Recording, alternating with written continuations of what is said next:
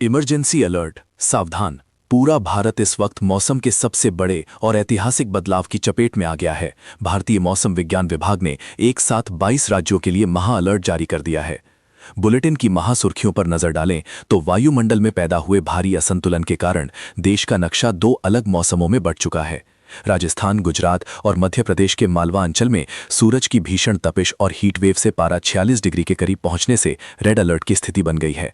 दिल्ली, उत्तर प्रदेश, हरियाणा और पंजाब के मैदानी इलाकों में 80 किलोमीटर प्रति घंटे की विनाशकारी रफ्तार से चलने वाली धूल भरी आंधी और बड़े आकार के ओलों की चेतावनी जारी है।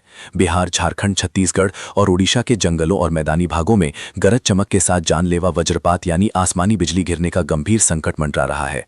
पहाड़ों पर कुदरत का अनोखा रूप देखने को मिल रहा है, जहां मार्च के महीने में भी हिमाचल, उत्तराखंड और कश्मीर की चोटियों पर भारी हिमपात ने सारे रिकॉर्ड तोड़ दिए हैं।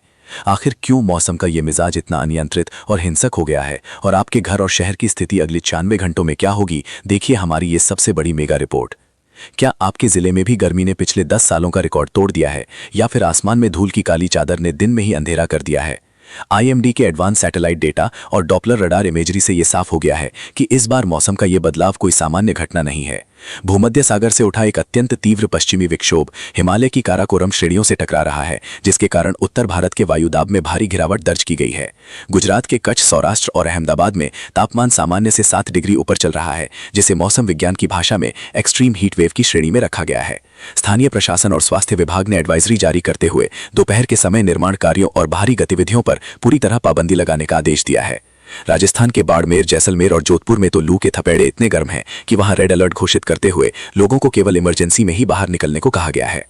अब बात करते हैं उत्तर भारत की, जहां अगले कुछ घंटों में मौसम विनाशकारी रूप ले सकता है। दिल्ली, एनसीआर, नोएडा और गुरुग्राम में आसमान अचानक गहरे पीले और काले धूल के गुबार से ढक जाएगा, जिससे विजिबिलिटी घटकर शून्य तक पहुंच सकती है। उत्तर प्रदेश के पश्चिमी जिलों जैसे बागपत, शामली और मुजफ्फरनगर से लेकर राजधानी लखनऊ तक तेज आंधी के साथ बिजली गिरने की प्रबल आशंका है। हरियाणा और पंजाब के हमारे किसान भाई इस वक्त सबसे बड़ी चिंता में हैं, क्योंकि खेतों में गेहूं और सरसों की पकी फसलें इस बेमौसमी बारिश और ओलावृष्टि की भेंट चढ़ सकती हैं। कृषि मंत्रालय ने आपातकालीन निर्देश जारी करते हुए किसानों से अपनी उपज को तुरंत सुरक्षित शेड में ले जाने और कटी फसलों को प्लास्टिक कवर से ढकने की अपील की है। मध्य और पूर्वी भारत की ओर बढ़ें तो मध्य प्रदेश के ग्वालियर, चंबल और सागर संभाग में तापमान का टॉर्चर जारी रहेगा, लेकिन शाम को धूल भरी हवाएं राहत की जगह आफत बन सकती है। बिहार के पटना, गया, भागलपुर और पूर्णिया जिलों में उमस इतनी बढ़ गई है कि वहां काल बैसाखी जैसे हिंसक तूफानों का निर्माण होने की पूरी संभावना है। झारखंड और पश्चिम बंगाल के इलाकों में 60 किलोमीटर की रफ्तार से हवाएं चलेंगी और वज्रपात की वजह से जानमाल के नुकसान की चेतावनी दी गई है। दक्षिण भारत में कर्नाटक, केरल और आंध्र प्रदेश के तटीय क्षेत्रों में समुद्र का बढ़ता तापमान एक चक्रवाती परिसंचरण विकसित कर रहा है, जिससे मध्यम से भारी बारिश हो सकती है।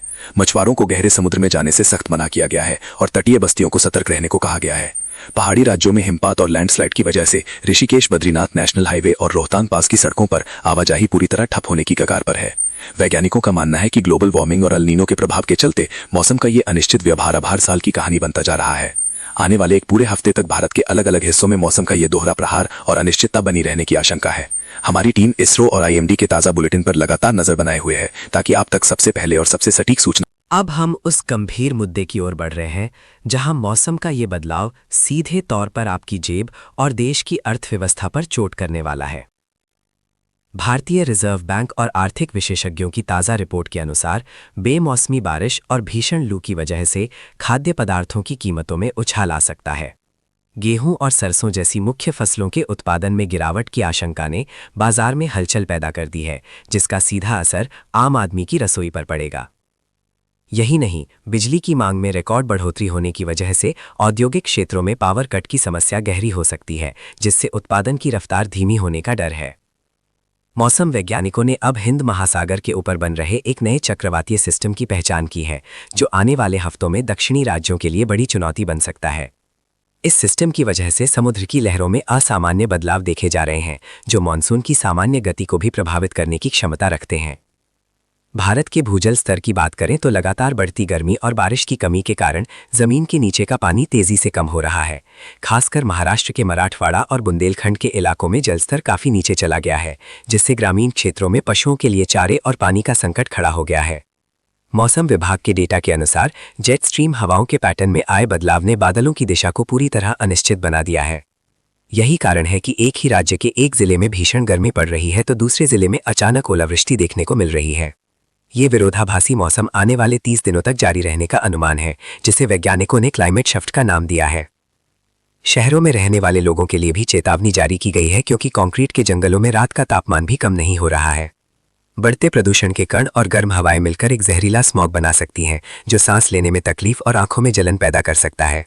इसीलिए सार्वजनिक स्वास्थ्य विभाग ने सलाह दी है कि बच्चों और बुजुर्गों को सुबह की सैर के दौरान भी सावधानी बरतनी चाहिए। पूर्वोत्तर भारत के राज्यों जैसे अरुणाचल प्रदेश और असम में ब्रह्मपुत्र नदी के जलस्तर पर कड़ी नजर रखी जा रही है, क्योंकि पहाड़ों पर तेजी से पिघल रही बर्फ नदियों के प्रवाह को बढ़ा सकती है।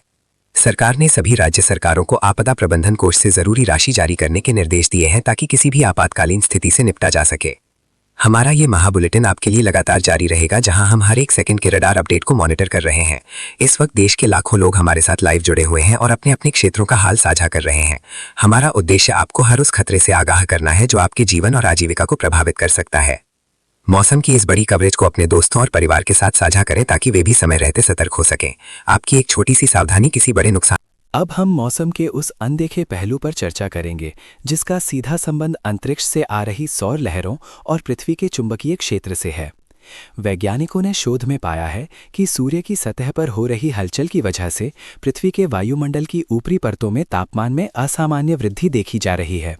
इसका सीधा असर भारत के मैदानी इलाकों पर पड़ रहा है, जहां ओजोन परत की मोटाई में मामूली बदलाव की वजह से अल्ट्रावायलेट किरणों का प्रभाव बढ़ गया है। यही कारण है कि इस बार की धूप पिछले कई दशकों की तुलना में ज्यादा तीखी और त्वचा को झुलसाने वाली महसूस हो रही है। मौसम विभाग की हाई पावर कमेटी ने चेतावनी दी है कि राजस्थान के रेगिस्तानी क्षेत्रों से उठने वाला हीट डोम अब मध्य भारत की ओर खिसक रहा है। हीट डोम एक ऐसी स्थिति है जहां उच्च वायुदाब गर्म हवाओं को एक गुंबद की तरह नीचे दबा देता है, जिससे उस इलाके का तापमान अचानक 10 डिग्री तक बढ़ सकता है। इसका सबसे ज्यादा असर छत्तीसगढ़, मध्य प्रदेश और ओडिशा के उन क्षेत्रों में होगा जहां घने जंगल कम हो रहे हैं और औद्योगिकीकरण बढ़ रहा है। शहरी इलाकों की बात करें तो ड्रेनेज और सीवरेज सिस्टम के जाम होने की वजह से अचानक होने वाली तेज बारिश शहर में बाढ़ जैसे हालात पैदा कर सकती है। मुंबई, चेन्नई और कोलकाता जैसे महानगरों के नगर निगमों को सख्त हिदायत दी गई है कि वे मानसून से पहले की तैयारियों को इसी हफ्ते पूरा कर लें। आंकड़ों के मुताबिक अगर जून के महीने में एल नीनो का प्रभाव कम नहीं हुआ तो इस साल खरीफ की फसलों की बुआई में देरी हो सकती है। इसका मतलब है कि धान और मक्का जैसी फसलों के उत्पादन पर सीधा असर पड़ेगा, जिससे आने वाले समय में महंगाई दर में और बढ़ोतरी देखी जा सकती है। सरकार अब क्लाउड सीडिंग यानी कृत्रिम बारिश की तकनीक पर भी विचार कर रही है, ताकि सूखे की मार झेल रहे इलाकों में राहत पहुंचाई जा सके। लेकिन ये तकनीक काफी महंगी और जटिल है, इसीलिए अभी सारा ध्यान प्राकृतिक संसाधनों के संरक्षण पर ही दिया जा रहा है। आने वाले दिनों में बिजली और पानी की खपत अपने उच्चतम स्तर पर पहुंचने वाली है, जिसे देखते हुए ऊर्जा मंत्रालय ने ग्रिड को संतुलित रखने के लिए नई गाइडलाइन जारी की है। अस्पतालों और इमरजेंसी सेवाओं को निर्देश दिए गए हैं कि वे बिजली कटौती की स्थिति में बैकअप का पुख्ता इंतजाम रखें, क्योंकि हीट स्ट्रोक के मरीजों की संख्या बढ़ रही है। समुद्र के किनारे रहने वाली आबादी के लिए भी एक नई चेतावनी जारी की गई है, क्योंकि बंगाल की खाड़ी में चक्रवाती परिसंचरण का दायरा बढ़ रहा है। अंडमान निकोबार द्वीप समूह और आंध्र प्रदेश के उत्तरी तटों पर तेज लहरों और हवाओं का दबाव देखा जा रहा है, जो आने वाले समय में एक चक्रवाती तूफान का रूप ले सकता है। हमारी टीम अंतर्राष्ट्रीय मौसम स्टेशनों से सीधे संपर्क में है, ताकि ग्लोबल वेदर पैटर्न की हर छोटी बड़ी जानकारी आपको सबसे पहले मिल सके।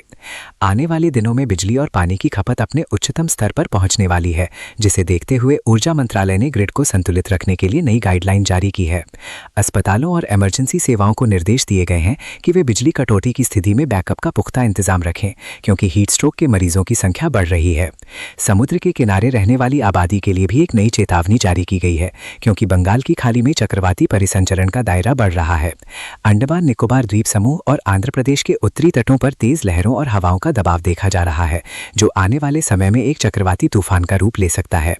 हमारी टीम अंतर्राष्ट्रीय मौसम स्टेशनों से सीधे संपर्क में है, ताकि ग्लोबल वेदर पैटर्न की हर छोटी बड़ी जानकारी आपको सबसे पहले मिल सके।